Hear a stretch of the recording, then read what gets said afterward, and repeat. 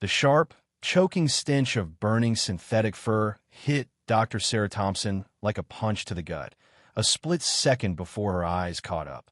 When they did, her carefully ordered world didn't just tilt, it shattered. There, in the roaring flames of the Maple Grove Community Association's massive stone fire pit, the centerpiece of their annual Harvest Fest, was a heartbreakingly familiar patch of faded, threadbare teal. Mr. Snuggles. Little Timmy's Mr. Snuggles. That one-eyed teddy bear was her son's lifeline, his silent rock through endless hospital stays, grueling therapy sessions, and sleepless nights filled with anxiety. 10-year-old Timmy stood beside her, frozen. His small hand, usually fidgeting, had been clutching Mr. Snuggles' worn paw just moments ago as they'd wandered toward the festival's glow. Now it hung in midair, fingers curled around nothing. His face, normally a quiet map of emotions only Sarah could read, was a blank mask of shock. His hazel eyes, stormy and wide, locked onto the fire, where his most precious companion burned. Then came a raw, gut-wrenching wail that cut through the festive chatter like a blade. Sarah, a seasoned child trauma specialist, had heard that sound too many times in sterile hospital rooms and police stations, from kids whose worlds had been ripped apart. But hearing it from her own son, with that soul-crushing intensity, was a knife to her heart. By the fire pit stood Margaret Walsh, the Maple Grove HOA president, her lips twisted in a smug, almost victorious smirk. In her hand was a heavy metal poker, its tip blackened from prodding Mr. Snuggles deeper into the flames. "There," Margaret declared, her voice dripping with self-righteous pride, as if she'd just cleaned up a neighborhood eyesore. Honestly, Sarah, a boy his age with his issues, needs to let go of childish things. It's for his own good. Builds character.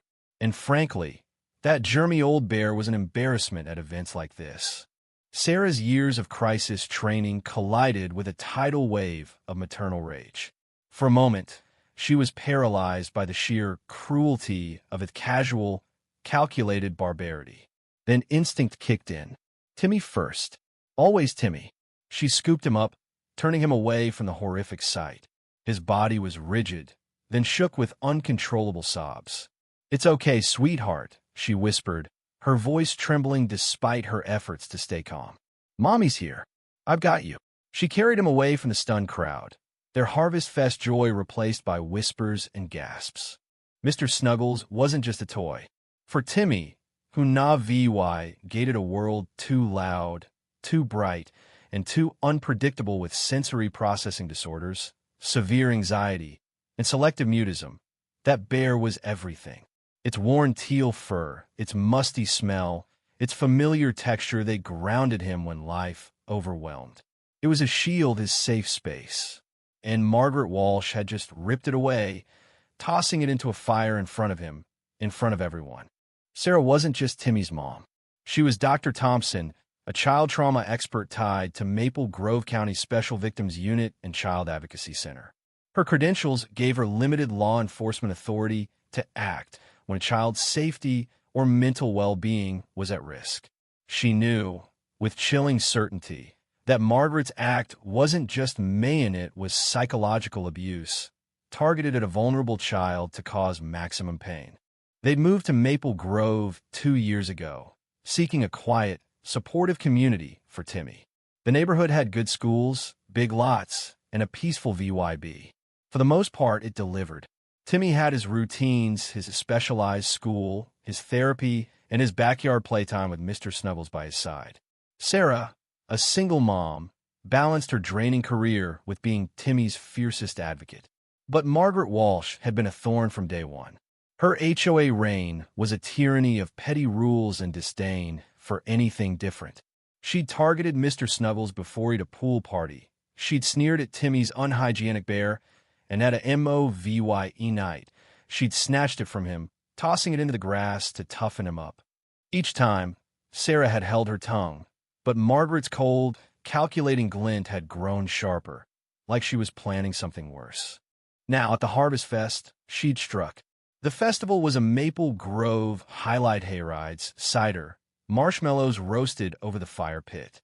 Sarah had hesitated to bring Timmy, knowing the sensory overload risk, but he'd been excited for marshmallows. Mr. Snuggles, as always, was his anchor. They found a quiet bench under an oak, away from the noise, when it happened. Timmy's sobs tore at Sarah's heart as she rocked him, whispering comforts she barely believed. She burned him. Timmy choked out, his voice raw. Mr. Snuggles. He's all gone. Sarah's mind raced. She needed to comfort Timmy, but she also had to act. This wasn't just a lost toy, it was abuse. As Timmy's sobs quieted to whimpers, neighbors approached, their faces a mix of outrage and helplessness. "Sarah, that was monstrous," said Mrs. Clara Brooks, an elderly neighbor who often slipped Timmy cookies. "What can we do?"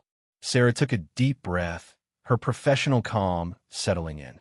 "You can be witnesses," she said, gently handing Timmy to Clara's warm embrace. Then she turned back to the fire pit, her eyes blazing with icy fury.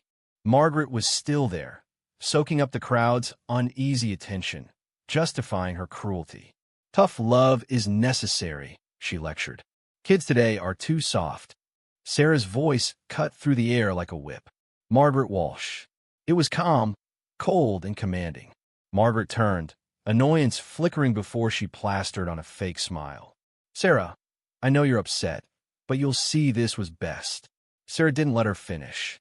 "What you've done is commit intentional psychological abuse against a vulnerable child. You destroyed an object critical to my son's emotional and therapeutic well-being, causing him severe distress." Margaret scoffed. "Abuse? It was a ratty toy. He needs to grow up." Sarah's voice stayed level, each word a hammer. "I am Dr. Sarah Thompson, a licensed child trauma specialist with the Maple Grove County Special Victims Unit. What you did meets the criteria for psychological child abuse."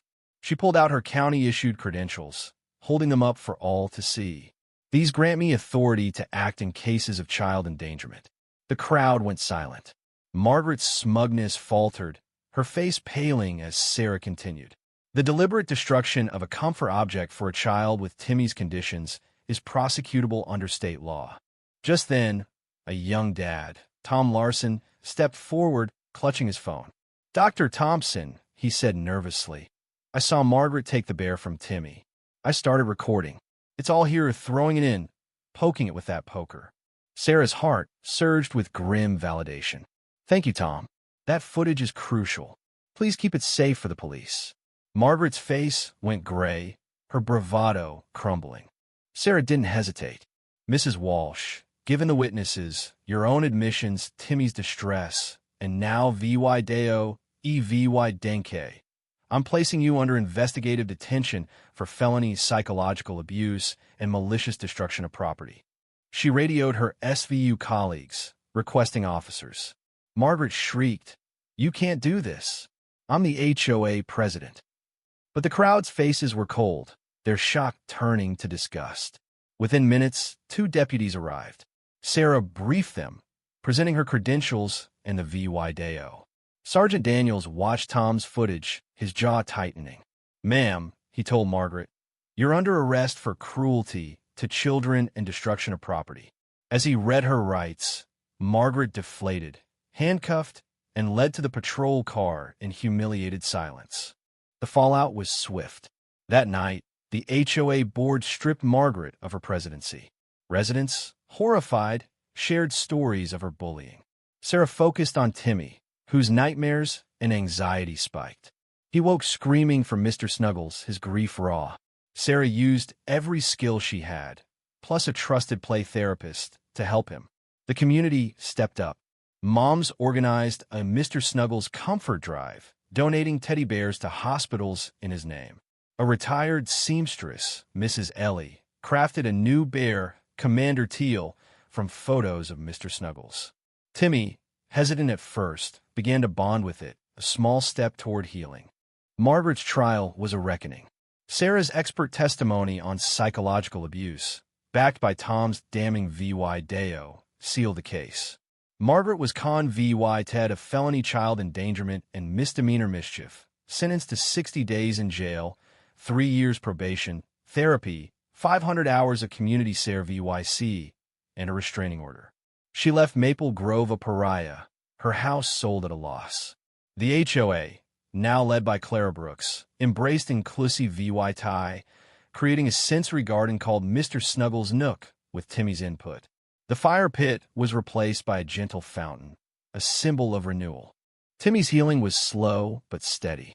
Commander Teal became his new companion, and he began to open up, even drawing Mr. Snuggles with angel wings saluting Commander Teal.